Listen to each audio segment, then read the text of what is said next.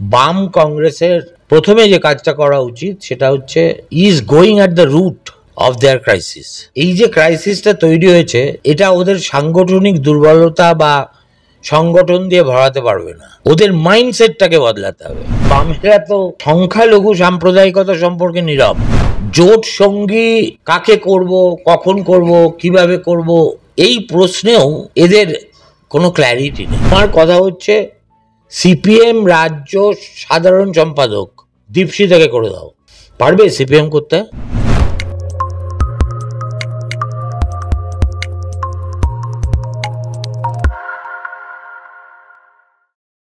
লোকসভা নির্বাচনে কার্যত ভরাডুবির পর বামেদের অন্তর্কলহ যেন প্রকাশ্যে সামনে এসছে। বিকাশ রঞ্জন ভট্টাচার্য ভার্সেস বামেদের যুব সমাজের যে দ্বৈরথ আমরা দেখছি তা অতি বড় বাম সমর্থকেরও কাছে প্রত্যাশিত ছিল না।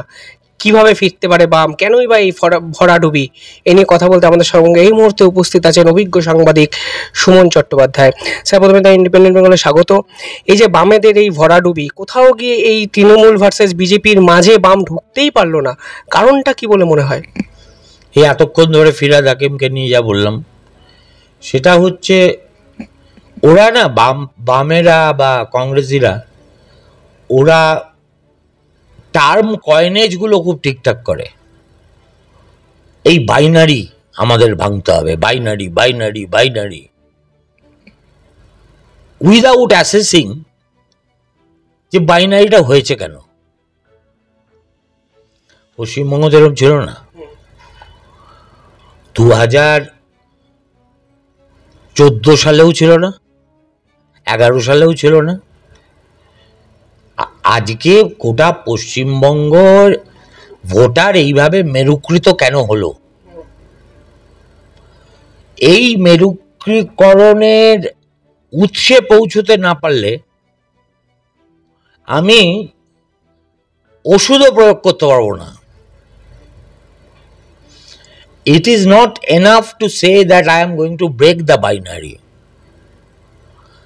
You will have to prove through your action that you are capable of breaking it. সেখানে মমতা বন্দ্যোপাধ্যায় অনেক বেশি পার্টিজানলি খেলাটা খেলে যে ঠিক আছে, মমতা বন্দ্যোপাধ্যায়ের এভরিথিং ইজ ক্যালকুলেটেড। ভোটের বাইরে কার্তিক মহারাজকে গাল দেওয়া, রামকৃষ্ণ মিশন, ভারত সেবাশ্রম সংঘ, ইসকন ইত্যাদিদের বিতর্কে টেনে আনা, এগুলো কি এমনি এমনি করেছে নাকি?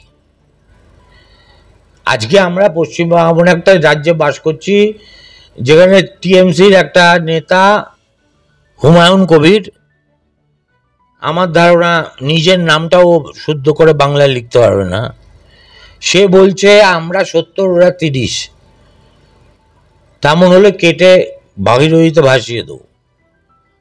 তাকে অ্যারেস্ট করা হয়েছে, তাকে পার্টির তরফ থেকে সেন্সার করা হয়েছে। ঠিক আছে, আমার মনে হয় বাম কংগ্রেসের প্রথমে যে কাজটা করা উচিত সেটা হচ্ছে is going at the root of their crisis. এই যে ক্রাইসিসটা তৈরি হয়েছে এটা ওদের সাংগঠনিক দুর্বলতা বা সংগঠন দিয়ে ভরাতে পারবে না, ওদের মাইন্ডসেটটাকে বদলাতে হবে। এই অসাম্প্রদায়িক এই তকমাটাই কি ব্যাকফায়ার করছে বাম রাজনীতিতে বর্তমান সময়? আমার মনে হচ্ছে যে বামেরা অসাম্প্রদায়িক এটাও তো আবার কেউ বলছে না, কেননা বামেরা তো সংখ্যালঘু সাম্প্রদায়িকতা সম্পর্কে নীরব। ফলে ওদের এই নীরবতাকে বিজেপি চুটিয়ে তার সুবিধে নিচ্ছে। তার ফলে এটা কি হচ্ছে, এদের আমও যাচ্ছে, ছালাও যাচ্ছে। আমি বাজারে দাঁড়িয়ে বললাম যে আমি অসাম্প্রদায়িক, তাতে কি গেল এলো? যেখানে সমাজটা ভাগ হয়ে গেছে হিন্দু মুসলমানে, সেখানে তুমি মাঝখানে ওটা তাহলে এই সুকুমার রায় ছড়ার মতো হয়ে যায়, 7 জর্মান একলা জগাই তবুও জগাই লড়ে।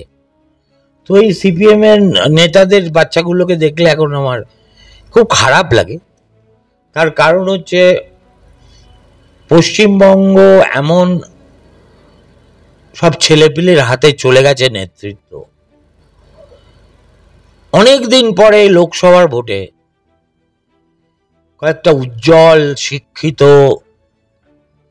সৎ বাচ্চা ছেলে মেয়ের দেখা পেয়েছিলাম, কিন্তু বাংলার মানুষ তাদের এমনকি জামানতটুকু রাখার মতো ভোটও দিল না। তার মানে কি? তার মানে শিক্ষার কোনো মূল্য নেই ভোটারের কাছে, ক্যান্ডিডেটের কোনো মূল্য নেই, কোন ক্যান্ডিডেট তার কনস্টিটিউয়েন্সিকে দিল্লিতে গিয়ে ভালো করে রিপ্রেজেন্ট করতে পারে সেটাও সে বিচারের মধ্যে আনে না। তাহলে তার বিচার বোধটা একটা অন্ধ হয় ভক্তি নয় বিদ্বেষ, এর দ্বারা তৈরি হয়ে আছে, তাই তো? তো এই যে প্যারাডাইম শিফট হয়ে গেল, এই প্যারাডাইম শিফটের তত্ত্ব তালাশ বামেরা বা কংগ্রেসের কথা তো বাদিয়ে দিচ্ছি, করেছে কিনা বা করে কিনা আমি তো বলতে পারবো না। মুসলমানদের প্রশ্নে বামেরা নীরব, কার্যত এটাই একটা সাধারণ বড় মানুষের মধ্যে দৃষ্টিতে 50%, 1% না। তারপরে ধর এই যে কংগ্রেসের সঙ্গে লেফটের অ্যালায়েন্স, এখন আমি জানি না অধীর চৌধুরীকে যদি হাইকমান্ড বলে যে সেই মল খসালে তবে লোক কেন হাসালে, মমতা 2টো সিট দিচ্ছিল, আর একটু পিড়াপিড়ি করলে আরো 2টো দিয়ে দিত, 4টেতে জিততে পারতাম।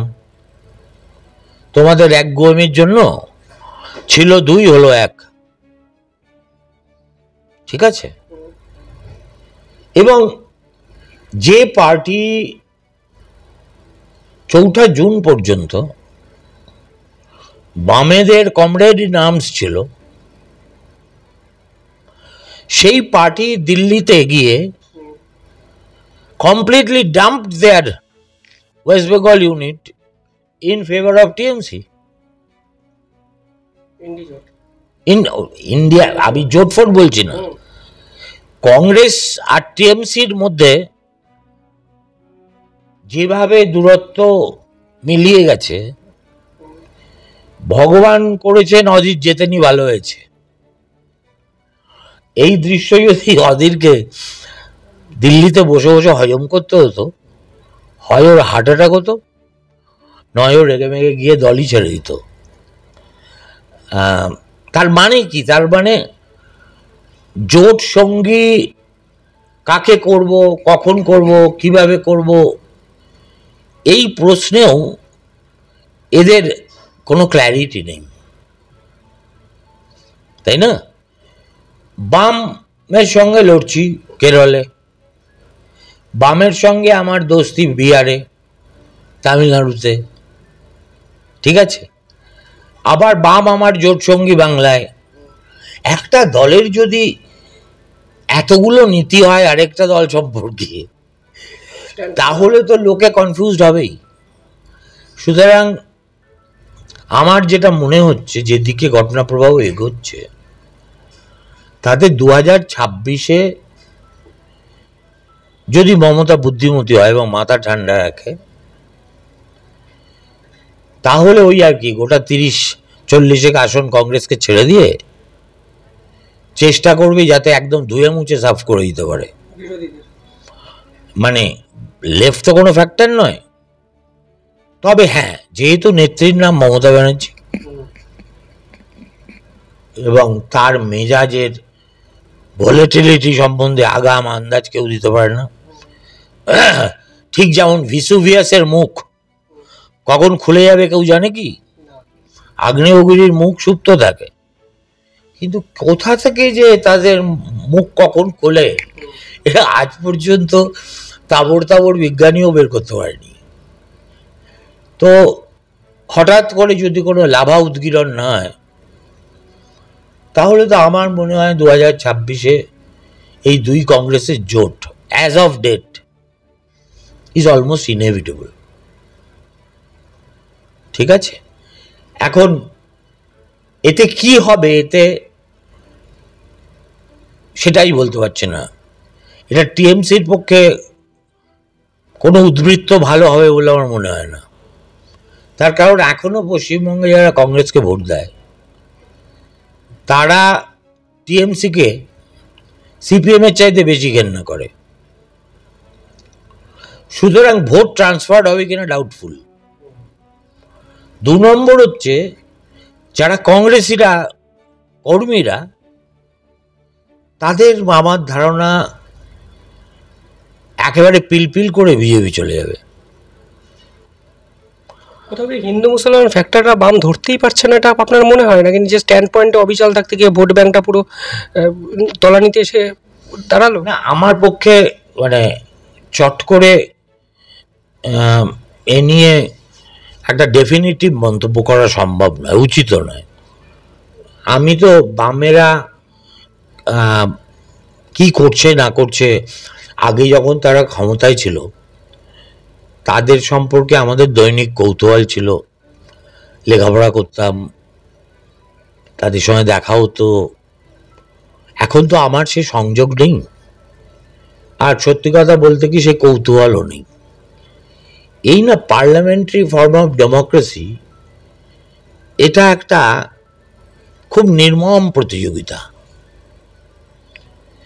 যে জেতে সেই সিকান্দার, উইনার টেক্স অল। আমাদের সিস্টেমটা হচ্ছে যে তুই যদি 35% ভোট পাস আর আমি 34.9 পাই, তাহলেও তুই সব, আমার কপালে কিছু মানে উচ্ছিষ্টও জুটবে না। এই তো ফ্রান্সে ভোট হচ্ছে, ইরানে এর আগে ভোট হয়েছে। এইসব দেশে কিন্তু ফিল্টারেশনের প্রসেসটা অনেক বেশি মজবুত। 2 দফায় ভোট হয়। প্রথম দফায় দেখে যে তুমি 50%-এর উপর পেয়েছো কিনা। যারা পাবে তারা প্রথম দফাতেই পাশ করে উঠে যাবে, অধিকাংশই পায় না। তখন দ্বিতীয় দফার ভোট হয়। সেই দ্বিতীয় দফার ভোটে 50% যারা পাবে তারা নির্বাচিত হয়। তার মানে কি? তার মানে তাদের গণতন্ত্রে, এমনকি ইরানের গণতন্ত্রেও সর্বাধিক মানুষের প্রতিনিধিত্ব সংসদ হওয়ার একটা পূর্ব শর্ত। আমাদের এখানে তুমি মাইনরিটিদের 30%, 32% ভোট পেয়ে, 37% ভোট পেয়ে বিজেপি ড্যাং ড্যাং করে গভর্নমেন্ট করে দিল। তো 63% দেশের তাদের বিরোধী ছিল 2014-তেও। সুতরাং আমার মনে হয় ভাবনা চিন্তার লেভেলে কোথাও একটা জড়াগ্রস্ততা পেয়েছে সিপিএম এর মধ্যে। আর এই সিপিএম এর বুড়োগুলোও খুব বজ্জাত। এরা বাচ্চাদের ছেড়ে দেয় বাচ্চাদের হাতে। Look at what Akhilesh is doing. Akhilesh Samajwadi পার্টিটার না একদম প্রোফাইল বদলে দিয়েছে।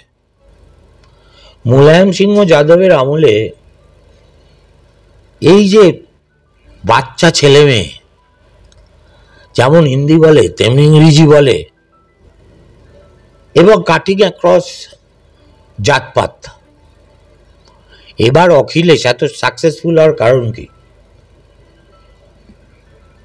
ওদের বিরুদ্ধে যাদবরা খুব ডমিনেন্ট ব্যাকওয়ার্ড কাস্ট। যেসব জায়গায় ওদের বলবলা আছে সেখানে কাউকে ওরা ভিড়তে দেয় না। জিসকা ভ্যাস উসকা লাঠি।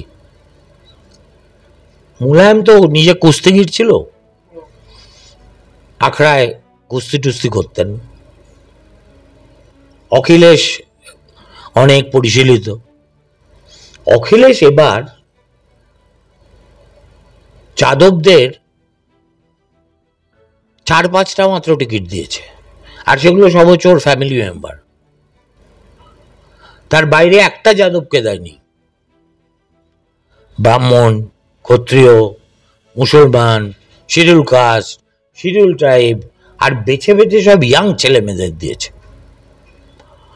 গোটা ভারতবর্ষের পলিটিক্যাল ডাইনামিক্স তুই যদি সর্বভারতীয় দিক থেকে দেখিস, তাহলে একটা দৃশ্যতই একটা জেনারেশনাল শিফট লক্ষ্য করা যাচ্ছে। কংগ্রেসও আজকে ইজ রাহুল গান্ধীজ কংগ্রেস, অখিলেশ, তেজস্বী, যার দিকেই তুই তাকা, দয়ানিধি মারান, হ্যাঁ, তারপরে ওই ছেলেটি চন্দ্রবাবুর ছেলে নারা লোকেশ, দে আর অল ইয়াং পিপল, 30, 35, 40-এর মধ্যে বয়স, অধিকাংশই পশ্চিমের কোনো ইউনিভার্সিটি থেকে পাশ করা, এবং এদের একটা নতুন বিশ্ববিখ্যা আছে, নতুন চোখে দেখার মতো স্বপ্ন আছে। যতক্ষণ এই সিপিআইএম পার্টি ওই মাথার উপর লেনিন আর স্ট্যালিন আর মার্কস এই 3 পিস বিগ্রহ সাজিয়ে, কেমন, আর এই শ্রেণীশত্রু আর এই আলোচনার মধ্যে নিজেদের আবদ্ধ রাখবে, আর বাচ্চাদের রাজ্য কমিটির মেম্বার করে লাস্টের আসনে বসিয়ে রাখবে, তাহলে হবে না। আমার কথা হচ্ছে, সিপিএম রাজ্য সাধারণ সম্পাদক দীপসি থেকে করে দাও। পারবে সিপিএম করতে? আর কি ক্রেডেনশিয়ালস দেখাবে? মীনাক্ষীকে করে দাও বেস্ট লিডার। করবে না, এত আমলাতান্ত্রিক ওদের মনোভাব। রাজ্য কমিটিতে বড় জোর ঢোকাবে, 10 বছর ওখানে ঘানি টানিয়ে তারপরে হয়তো সেক্রেটারিয়েটে ঢোকাতে পারে, নাও পারে। সুভাষ চক্রবর্তীকে যেমন সারা জীবন প্রায় ঢোকায়নি, সুভাষদার জীবনের শেষ দিকে ঢুকেছিলেন। তো আমার বক্তব্য হচ্ছে, তোমাকে একটা এমন কিছু করতে হবে যেটা হচ্ছে উইল বি গেম চেঞ্জার, ঠিক আছে না? মীনাক্ষী সিপিএম এর জনপ্রিয় মুখ হিসেবে সভা করা এক জিনিস, সিপিএম এর সাধারণ সম্পাদক হিসেবে সভা করা আরেক জিনিস। তার মানে তুমি একটা শ্যাডো মুখ্যমন্ত্রীকে প্রপ আপ করছো। সিপিএম এর কাছে যাও, ওরা বলবে না না না না, আমাদের দল এসব ব্যক্তি ফেক্তিতে বিশ্বাস করে না, আমার সবটাই হচ্ছে পার্টি। তাহলে থাক, যেখানে আছিস পার্টি নিয়ে রইল, তোমার এঘর দুয়ার কেস্টারে লয়ে থাকো। এই অবস্থা হয়েছে।